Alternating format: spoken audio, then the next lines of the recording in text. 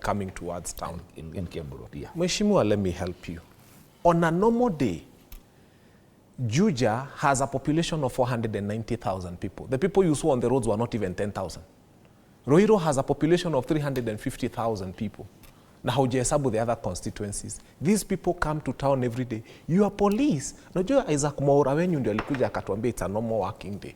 It's our These police. people, yes, it's the police of this UDA, because what they did, they came first. Look, that is the let me politics you're saying. explain. Let me explain. Would you want to entertain that one when we call our police? Let's have this conversation. So if we go that dimension in Kenya, what Fanya Mambo is saying, I think we are losing the focus. When it is Let's have this conversation. Be fair to yourself. You need to withdraw that statement. He has to withdraw that statement. Otherwise, we cannot continue having a discussion where we are branding our police officers. Fanya Mambo continue. The Kenya Police Service. Thank you. Comes and blocks Thika Road and stops people, more than 100,000, 200,000, who ordinarily come to town every day to work.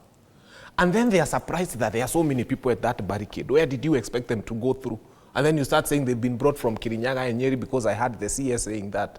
And you ask him, on a normal day, even right now, go to Thika Road, it is full. There is more than 490,000 people who live in Juja alone. There's another 350,000 people who live, no, that is Ruiru, about 350,000 who live in Juja. Those are some of the most populated constituencies we have in this country. So it was normal to have those people on Thika Road, and they'll always be there. You cannot take that away from that. They'll always be there. They always go to town. The reason why that barricade is because on their way to work, they found that place closed. Now, let's continue. Albert Ojwang dies, and people go on maandamano. Instead of us as a nation having a conversation on how we are going to have a bill, an anti-abductions bill, we are having a bill on how to regulate demonstrations that are as a result of abductions. Can you see where we are as a nation? That instead of us saying, wait a minute, Albert Ojwang has been abducted, he has been killed in a police cell or wherever, but in the hands of police. And now, instead of us thinking of what we are going to do as a country so that no other person dies in such circumstances, and come with a bill to regulate how you are arrested, how you are presented before court, how you will not be tortured, how we shall not be told you hit your head on a wall. We are having a bill to have a conversation about how people should not go to the streets, or how they should go to the streets after a person has died in the hands of police. So they are not intent on stopping people from dying in the hands of police. No. They are intent on making sure they control how you demonstrate after people have been killed in the hands of the police. That is where the irony is. But let us continue. Now, hii bill munashinda mkisema, it is very simple. We have 290 constituencies. My MP, KJ, just come to Dagoretti South with this bill for public participation. We will tell you what we think about it. Let each, hata we mheshimiwa, uende kwako na hii bill, ukute watu wako, uambie mnataka kwenda kupitisha hii bill parliament. What Kenyans will tell you, do it. It's very simple. Let's stop having a lot of English about this bill. It is very simple. I want you as an elected member of parliament, the whole 290 of you, to go with that bill to a hall, because you have to do public participation in all the 290 constituencies. Go and tell them that we have looked as a country, tumeona shida si kuua Albert Ojwang, so we are not coming up with a bill around abductions. We've decided that the problem is how you are demonstrating. We want to come up with a bill around how we protect those people, those things that we think are important. You want to protect State House from us, and you're renovating it with our money. I mean, let's be serious. That's a public place. If you look at how demonstrations happen in the US, some people even go with tents, and they decide, you know, a demonstration is supposed to cause public disturbance, not destruction, but disturbance. It's supposed to make the government feel that there's a problem. People in the US go sometimes with tents, and they put right outside near the White House, and they sleep in them. And a responsible police force does not come beating them. They don't destroy businesses. By the way, since independence, this is the first time that we are seeing people wielding weapons in demonstrations. We have never allowed, all the time we used to see people with stones. I allowed them. We used to see people with stones because they would throw the stone and hide, and then you wouldn't even.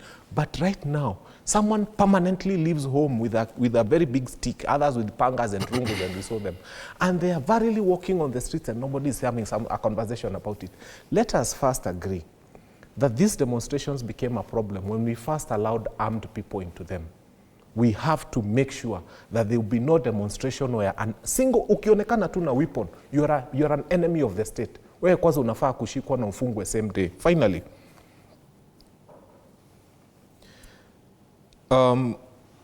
Yes, the Nyandarua and the Kikuyu. Let me make it very interesting for you. You know, I come from Dagoretti South constituency.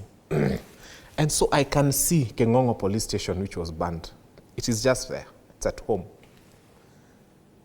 Do you know the angel of the Lord appeared at night and spoke to our policemen in a dream and told them, verily, verily, I say unto you, there shall be violent demonstrations tomorrow, so please do not bring your personal cars into the police station. All our policemen where we live, by the safest place, they usually drive, you know, God has blessed them. One has a Fielder, one has an NZD, one has an Axio. They always park them at the police station.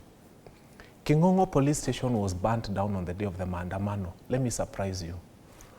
Public cars with GK number plates were burnt down. Private cars that were at the police station were burnt down.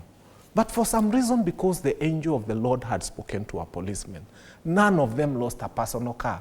None of them found it necessary to park their car on the morning of that day in that police station. Why? Because God is so faithful. He speaks to our policemen. He tells them when not to bring their cars to the police station. In Nyandarua, let's go to Nyandarua. I can tell you the same angel appeared before everybody who parks their car at the county assembly of Nyandarua. And I can tell you in Dimuli, there was no single car that is private that was lost in Nyandarua. In Dimuli, we have to speak these truths, that we lost a lot of public property. Allow him to finish. What's the point? No, the point is, let him drive his point. The point is, when we are having these conversations, why aren't we seeing a county officer who ordinarily parks there every other day? And the people in Nyandarua are asking me these questions. Watu wanafanyanga kwa county, they always park here. But conveniently on the day of the Maandamano, something magical happened. The only cars we lost were public cars. Are you suggesting that they had prior information? No, I'm just saying the angel spoke to them. Now, finally, kabisa. Okay, we need to give Bwana Sosiona. Our good leader of majority came to, no, there are many. Our good leader of majority comes to parliament. He comes to parliament and tells us that goons had been sent to attack his father, a 105-year-old. By the way, I condemn whoever sent those goons. May that person never know peace. We don't want a man 105 years old killed by goons. Something magical happened. The police were able to stop that. But within the same constituency, they were not able to stop the goons from burning the court and the police station, where those police stations work, those policemen work. So when it is personal to someone who is important, the police are able to stop it. But when it is the courts, they were not able, in the same constituency. He tells us clearly that the goons were sent, they were not able. But on this side, they were able. Let us take every person seriously and everything seriously. Okay. If police can stop goons from attacking the leader of majority's parents, they should also be able to stop the same goons from attacking the court and the police station. Yes, Bwana Sosio. No, we cannot expect the police to enforce even a law that does not exist and enforce law and order. The police must be empowered. Of course, the amendment